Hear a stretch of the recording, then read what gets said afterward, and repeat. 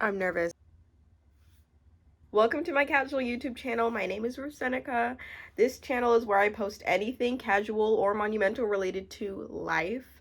And one of the most monumental things that impacts my casual everyday life is manifestation. So I just wanted to sit down and talk about it.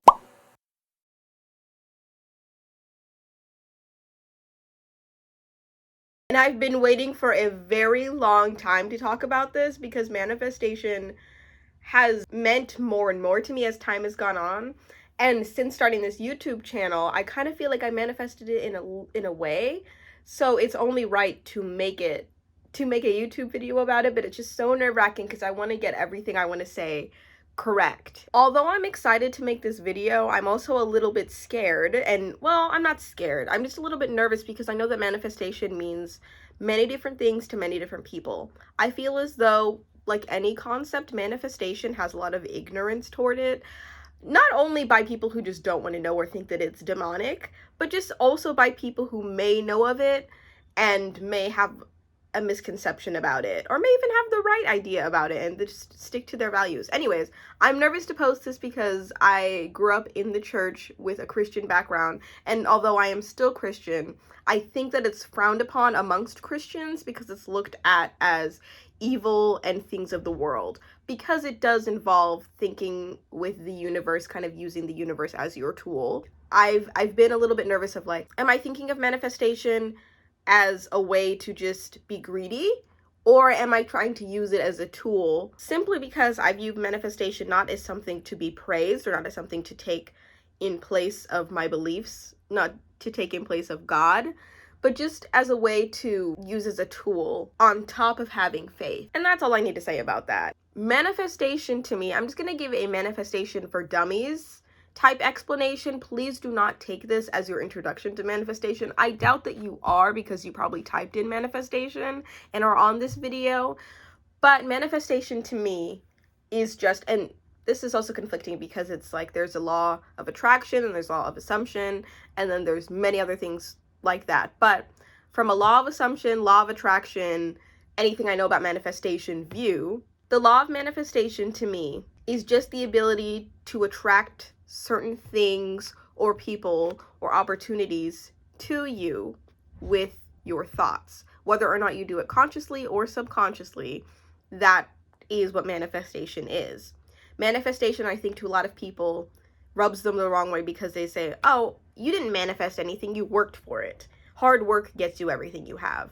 I agree and disagree, mainly because manifestation, yes, is a way to attract certain things to you, but it's not the way, it's not the end all be all. I can't manifest $1 million and have no plan to go out and work for $1 million. Manifestation will attract the people to me that I need to know that can help me do that, and the opportunities that are going to help advocate for me to do that. Like with jobs, if you've ever manifested a job, you know that hard work will only get you so far. In my opinion, I've worked for a very long time. I've worked ever since I was like 12 babysitting. And I did that by subconsciously thinking I would like to get more money. There is no way that I could just get a bunch of babysitting jobs if I didn't know a lot of people that could make connections for me. In my head, I manifested certain jobs because I knew certain people that were willing to advocate for me because I attracted them into thinking that for me, if that makes sense. Attraction, in a way, is manipulative. You know, like I'm just gonna leave it at that. I found manifestation by one day just scrolling through YouTube and watching Sid B's YouTube video on manifestation. Sid B has been a YouTuber that I had been watching on and off for a period of time. I've never been a huge Sid B fan or anything, but since she's somebody I could identify with as a creative who's also a dark-skinned woman on YouTube, she posted this one video that was labeled like, you can have everything that you want. And a title like that, I think, is what pulls a lot of people who are into manifestation in, because who wouldn't want to get everything that they want? Who doesn't want to be spoiled a little bit? I did, because she mentioned about how she basically manifested her whole entire YouTube career and certain things about her life. And I was thinking to myself, just a audience member watching a YouTuber speak on how they got a YouTube channel, I was thinking like, oh my goodness, this really humanizes and normalizes her. As a YouTuber, especially back like a couple of years ago, you would think YouTubers just got where they are simply based off, luck, hard work, and just being on YouTube for years. But the idea of a YouTuber saying like, no, I did this because of these specific steps and you can do it too, that to me was wild and incomprehensible until she mentioned that she watched The Secret. So then I watched The Secret. And The Secret is a really outdated introduction to manifestation, I think, but it's also insanely helpful. But also while watching The Secret, I did get a little bit of religious guilt because I was thinking, this really does feel like it's of the world, and it's not. It's not something that you honorably come by. The manifestation is a direct act to say, this is what I want from the universe, and this is how I'm going to get it. That to me went against every single thing that I was taught growing up. If you wanted something, you went to God, you prayed about it. But also, I was noticing that if you pray about something and manifest something, they kind of go hand in hand. Ask and you shall receive is exactly what manifestation is, and is a verse in the Bible, So as I was dealing with my religious guilt, I did realize that manifestation is very real. As I was watching The Secret, and as I was kind of having this miniature awakening, I was kind of a little bit skeptical because it did sound like a bunch of mumbo-jumbo witchcraft stuff. I went ahead and looked up a bunch of other videos on manifestation. I was watching, any manifestation from how I manifested money, because we all want some more money. Like, no matter who you are, you probably could think, oh, I could use a little bit more money. The average person could use a little bit more money. So I was watching videos on how to manifest money, how to manifest love, how to manifest and anything. I was looking up all of the manifestation videos, which has kind of attracted me to now making this video, because I watched so many, and I still watch so many to get me inspired. Then from going from Sid B's channel to The Secret to other channels, I now had decided to put it into practice. One of the videos that I watched mentioned how she manifested something out of the blue in order to get it to her. And I think that she mentioned it was a check. So I was like, I want to manifest money. I'll manifest a check. And at the time, I was working at my campus post office, so I decided that I was going to manifest a check for me. I don't think I specifically said for me. I think because I was so new to manifesting anything, to asking for anything specifically just to come out of nowhere, I think I just said, I'm going to manifest a check. Like, let me just have a check. And because a check really is one of those things where it's like, people don't give you a check on the regular. Maybe once a year, maybe for like Christmas from like your grandparents. Or, yeah, that's really it. Maybe Christmas from your grandparents. That's really it. Unless you're like graduating, then you get a bunch of checks, But at that point in my life, I think it maybe was like a sophomore or a junior in college. I can't remember. I was like, a check is out of the ordinary. So I like set my intention. I really thought about it. And I came into the post office one day, and my manager at the time asked me if I wanted any like additional hours, and I was like, whatever, I'll take additional hours. I need money. I love money. And a part of one of those additional hours, it was like I was going to be staying from, well, I can't remember exactly what it was, but I was going to end my shift at 12, but instead I was going from 12 to 3 or something like that, and working with him because he needed some help at the post office. So I decided to take the 12 to 3 shift, and while on that shift, my manager was just sorting through the mail, and there was a letter that we saw that didn't have like a specific person on it. It had like an address. It was, I think it was addressed to us. I can't remember, but it was supposed to be where we were. But we were having trouble finding the person it was meant to go to. I can't remember if it was like a bogus name or what, but there was a letter that was really hard to find where we needed to put it. We didn't know if we should send it back or if it was a person on campus that should receive this letter. So my boss went ahead and opened up the letter, which is legal if you work in a post office. You can't just open up random people's letter who you don't know.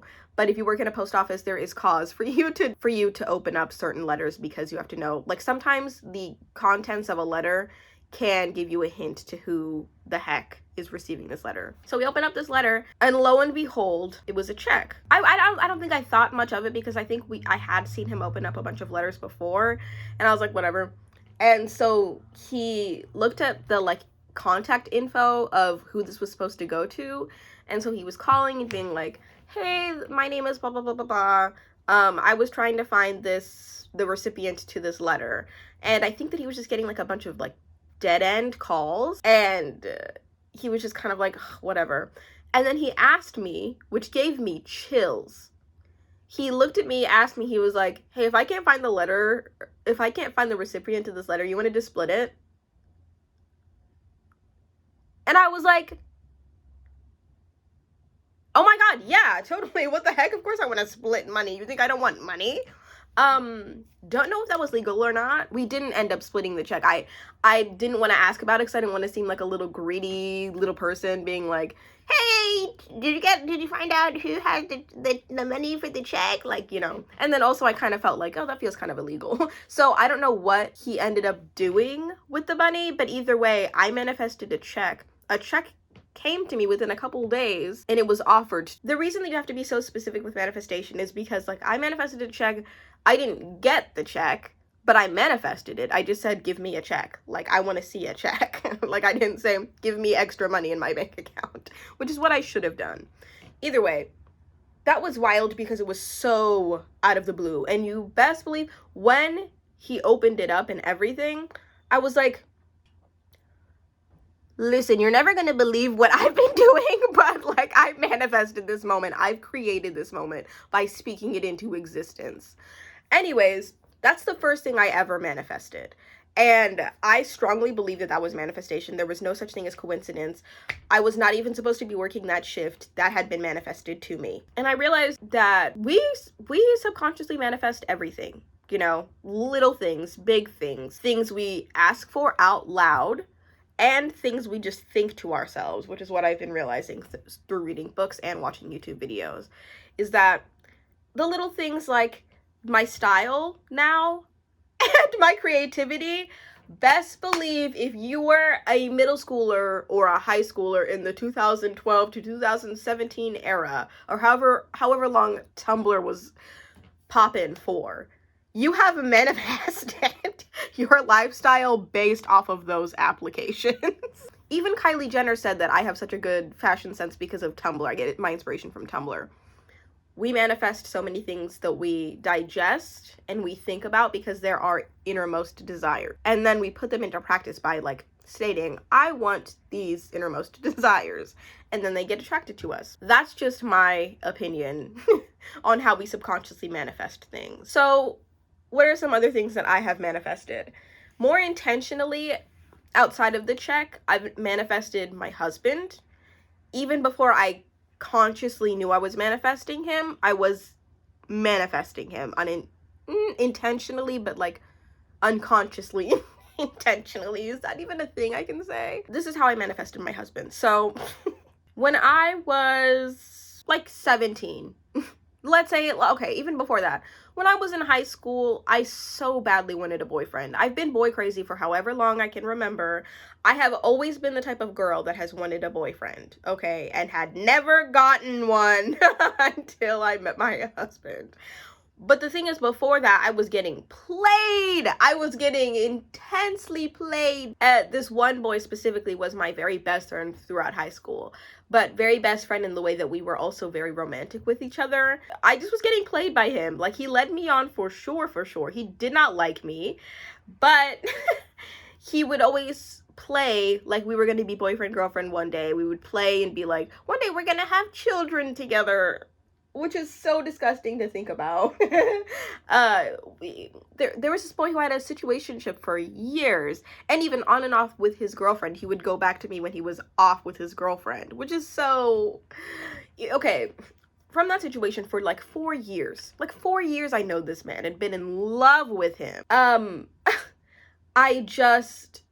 I knew it wasn't right. Like, I knew this man wasn't for me, but I loved the idea of the attention and the affection that he gave me so much so that I was like, this man is going to be my husband one day. And then one day he did something really sad and really broke my heart. And from there, I just realized, like, I can't do this anymore. I'm not going to fall in love with people who don't want to fall in love with me too, who don't want to build a life with me, who don't want to be my future. Because that's what I want. You know, I want somebody to build a future with. I wrote down in my reminders app not immediately after I got my heart broken, but shortly after I got my heart broken. It was like maybe a couple of weeks or so. I wrote down in my reminder app something so corny. It's so embarrassing. I was telling my husband about this the other day and he was like, yikes, yikes. But it led me to him, so it's really not that bad. Even though it's cringy, it got me him, I think. I wrote down in my reminders app, I'm the destination, I'm not going to be along for the ride. Or I'm the destination, I'm not a pit stop. Or something like that. I wrote it in my reminders app to remind me every single day that I was looking for something long-term, and any of these short-term experiences that I have related to love or related to dating were not for me. You know, I needed to remind myself that I was looking for a long-term partnership. I was looking for a marriage. At 17, I was looking for a marriage, which makes sense now because I married at 23.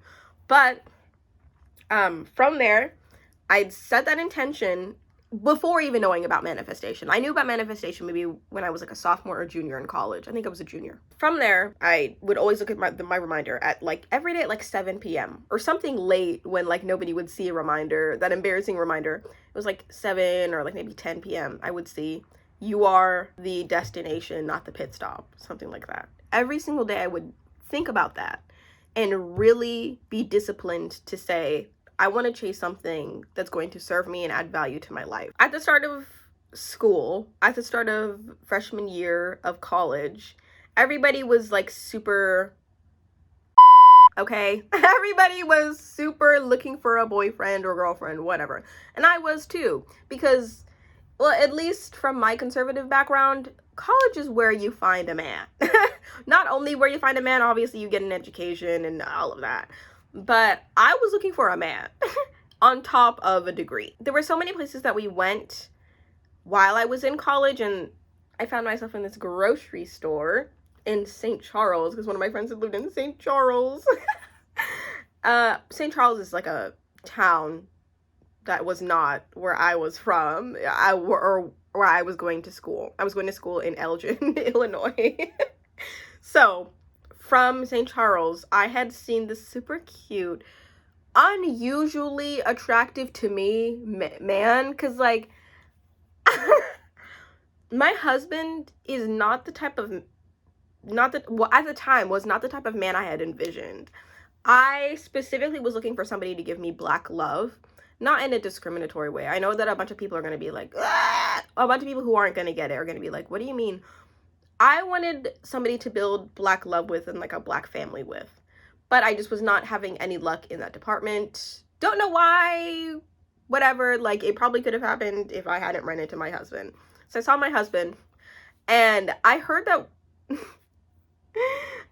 could try fruits in grocery stores, and I was like, let me ask this fine man, this fine, cute little grocery boy, like, hey, can I try a fruit?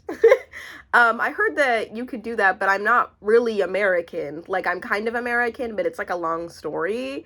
I heard that you could try fruit in the store, and he was a like grocery boy. He was like the produce manager at the Jewel Osco that he used to work at. And he was like, yeah, totally, you can try fruit. And I was like, dude, heck yeah. And I started talking to him and I was like, so where do you go to school? I'm going to Judson, which is my university, my old university, my alma mater. I love saying that, alma mater.